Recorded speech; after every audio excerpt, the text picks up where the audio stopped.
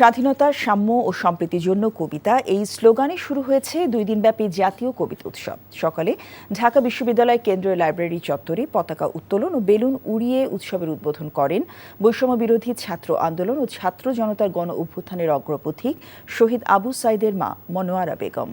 উৎসবে প্রধান অতিথি সংস্কৃতি বিষয়ক উপদেষ্টা মোস্তফা সরওয়ার ফারুকী এবং মূল আলোচক হিসেবে রয়েছেন বিশিষ্ট শিক্ষাবিদ ডক্টর সলিমুল্লাহ খান। উদ্বোধন অনুষ্ঠানের শুরুতে জাতীয় সঙ্গীতের পাশাপাশি ভাষা শহীদদের স্মরণে 21-এর গান পরিবেশন করা হয়। নিবন্ধিত কবিদের স্বরচিত কবিতা পাঠ, আমন্ত্রিত কবিদের কবিতা পাঠ, দেশের খ্যাতিমান আবৃত্তিকারদের আবৃত্তি, কবিতার গান, নৃত্য, সেমিনার ইত্যাদি দিয়ে সাজানো হয়েছে এই উৎসব। উৎসবের বিভিন্ন পর্বে সভাপতিত্ব করবেন দেশের খ্যাতিমান বয়োজ্যেষ্ঠ লেখক, কবি, সাংবাদিক ও বুদ্ধিজীবীগণ।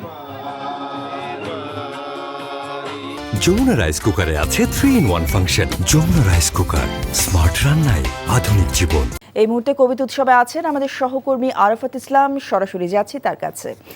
আরাফাত, কবিতা উৎসবে প্রথম দিনে কি কি আয়োজন থাকছে আমাদেরকে জানাবেন।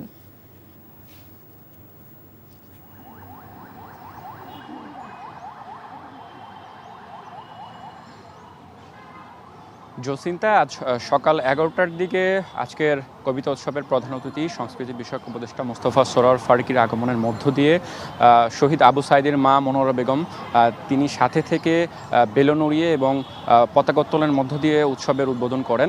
দুদিনব্যাপী উৎসবের আজকে প্রথম দিন। আমরা শুরুতেই যেটি দেখতে পেয়েছি, উদ্বোধনের শুরুতে সমবেত কণ্ঠে গান পরিবেশন করা হয় এবং এই মুহূর্তে আমার পেছন যেটি দেখতে পাচ্ছেন, আলোচনা সভা চলছে এবং আলোচনা সভায় সারা দেশ থেকে আগত যারা কবি রয়েছেন তাদের কিন্তু একটি মিলন মেলা এখানে পরিণত হয়েছে এবং দিনের প্রথম ভাগে আজকে আমরা যেমনটি জানতে পেরেছি, কবিদের স্বরচিত কবিতা পাঠ, একই সাথে কবিদের কবিতা আবৃত্তি এবং সমবেত কণ্ঠে গানের পাশাপাশি নৃত্যের আয়োজন করা হয়েছে। এছাড়া বিভিন্ন কবিদের কিন্তু বইয়ের জন্য এখানে ছোট পরিসরে একটি স্টল আমরা দেখতে পেয়েছি। যে হাকিম চত্বরটি রয়েছে, হাকিম চত্বরে এই মুহূর্তে একটি খুবই সুন্দর একটি পরিবেশ।